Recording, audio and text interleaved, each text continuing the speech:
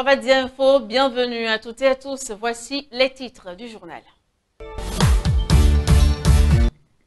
Campagnes électorales pour le compte du scrutin législatif du 28 avril. Les affiches de campagne font objet de vandalisme de la part d'une partie de la population. Célébration de la Journée internationale de la Terre. À cet effet, Ovadia TV vous fait découvrir dans cette édition une des riches forêts dont dispose le Bénin. Merci de nous rejoindre. Encore quelques jours pour élire les députés de la 8e législature à l'Assemblée nationale du Bénin. Pour l'heure, les campagnes électorales se poursuivent.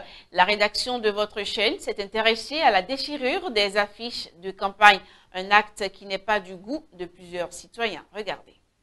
Les affiches des deux partis en compétition pour le scrutin législatif du 28 avril prochain ne semblent pas être en état de grâce auprès d'une partie de la population. Et pour cause, elles sont déchirées. Quelques citoyens déplorent ce acte d'incivisme et rappellent aux auteurs les sanctions auxquelles ils s'exposent. Cela n'est pas correct de déchirer des affiches, puisque la loi interdit la déchirure des affiches pendant les élections électorales.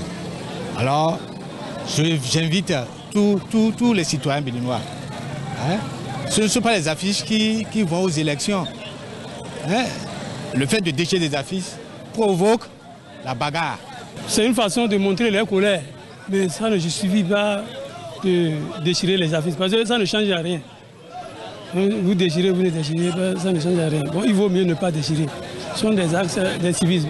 Et quand vous voyez, malheureusement pour vous, la loi punit ça. Bon, je conseille aux gens, même s'ils ne sont pas d'accord avec cette élection, comme la plupart des Béninois, mais qui ne touchent à rien, qui laissent ça comme ça. C'est regrettable ce qui se passe. Mais bon, il faut avouer que c'est une élection vraiment particulière. C'est inédit au Bénin que, à partir, n'est-ce pas, de ces élections législatives, nous avons constaté qu'une partie, n'est-ce pas, de la classe politique s'est écartée.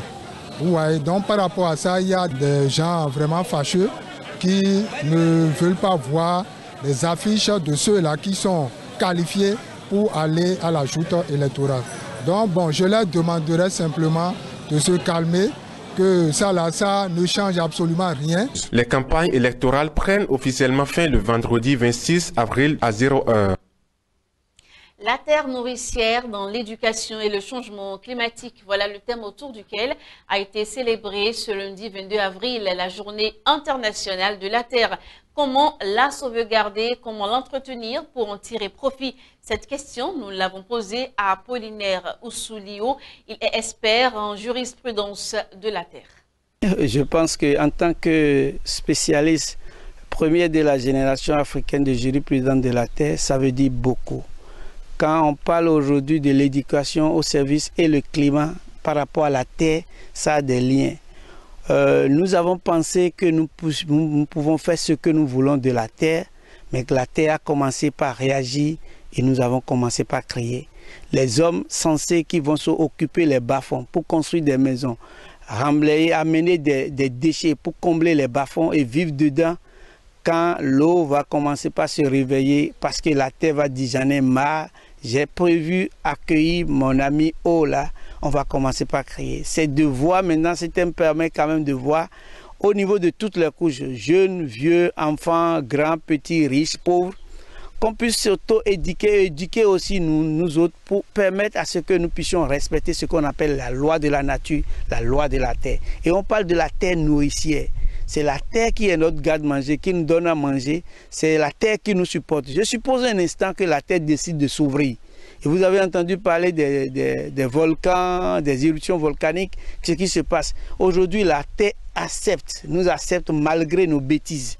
Donc aujourd'hui, nous devons éduquer nos parents, nous devons éduquer nos enfants, éduquer nos amis, à ce que nous puissions respecter les règles de la terre pour permettre aux animaux, aux arbres de vivre dans cet environnement et permettre de réguler le cycle de l'eau qui influence directement le climat. Et puis aussi, ça ne sert à rien que vous payez de terrain parce que vous êtes riche et des grands arbres, des forêts qui sont là, vous allez détruire les forêts sans planter d'arbres.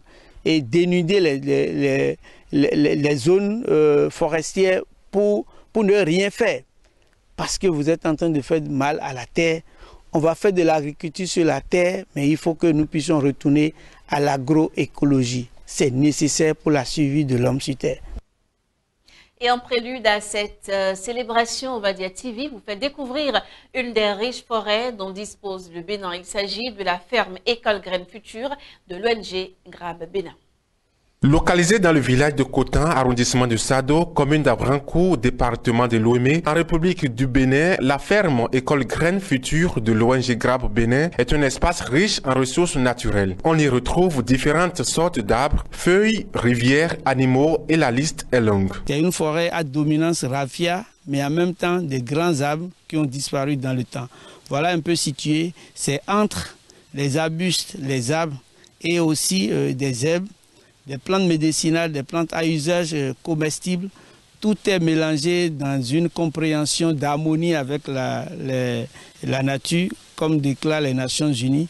Donc c'est de véritables, on pourrait parler de bazar africain, où on retrouve tout sur la même superficie, à travers la terre que nous avons parcourue. Et les animaux et les plantes sont en attente, en parfaite harmonie, pour la conservation de tout ce qu'on appelle biodiversité. Ce domaine touristique étendu sur une superficie d'environ 46 km nécessite un entretien et suivi pour être valorisé afin qu'il puisse durer dans le temps. Un travail est en cours avec les collègues, une vingtaine, il y a des médecins, des infirmiers, des philosophes, des sociologues, des géographes, des naturalistes, etc., des développementalistes et même des journalistes, pour que nous puissions déjà identifier qu'est-ce qui a manqué à ce niveau et travailler pour les retourner, ce qu'on appelle la foresterie analogue. Donc il y a ce travail en cours. On a rencontré des communautés qui nous ont dit il y a des plantes qu'on utilisait, ça a disparu. Et ça là aujourd'hui c'est un problème pour eux, c'est comment travailler pour retrouver ces plantes ailleurs, les ramener dans leur milieu naturel pour pouvoir aider la communauté à continuer à vivre en harmonie avec la nature. Je pense que c'est un combat. Et le meilleur reste à venir, on doit poursuivre. La préservation et l'entretien des forêts s'avèrent indispensables pour la survie de l'homme. Retour sur la fête pascale. À l'instar des chrétiens du monde entier, les fidèles de l'église Pentecôte de la foi du Bénin ont également célébré le dimanche dernier la Pâque. Les dirigeants de cette obédience religieuse ont profité de cette célébration pour lancer un message de paix à l'endroit de la population béninoise en général et aux autorités politiques en particulier. La résurrection du Christ, communément appelée Pâques, a été célébrée ce dimanche.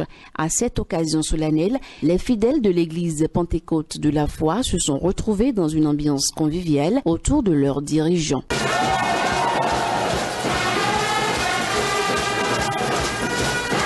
Et comme il est de coutume à de pareilles occasions, ces dirigeants rappellent les origines et la signification de la Pâque. Vous savez, c'est la délivrance du peuple de Dieu.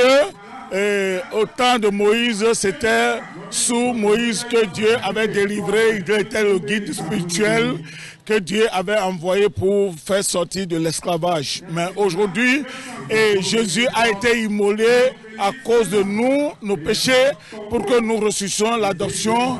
Et c'est pour cela que cette Pâque est mémorisée et que nous la fêtons dans l'église Pentecôte de la foi. Alors nous, les chrétiens, nous sommes invités à cette Pentecôte, à cette Pâque plutôt, à aller du côté de Christ, à imiter Christ, à vivre pour Christ, à mourir pour notre moi. Dans ce monde, si le moi domine, c'est que Dieu n'a plus sa place. Aussi ont-ils profité de la célébration pour adresser un message de paix à tous les acteurs de la vie politique du Bénin. La paix pour notre pays, le Bénin. Demander que chacun en lui cultive la paix. Dieu vraiment inspire les responsables, les autorités de ce pays et à se comprendre et à aller de l'avant dans la joie, dans la paix pour que les églises aussi restent dans la paix et travailler dans l'unité commune. Vivement que ces appels ne tombent dans de sourdes oreilles.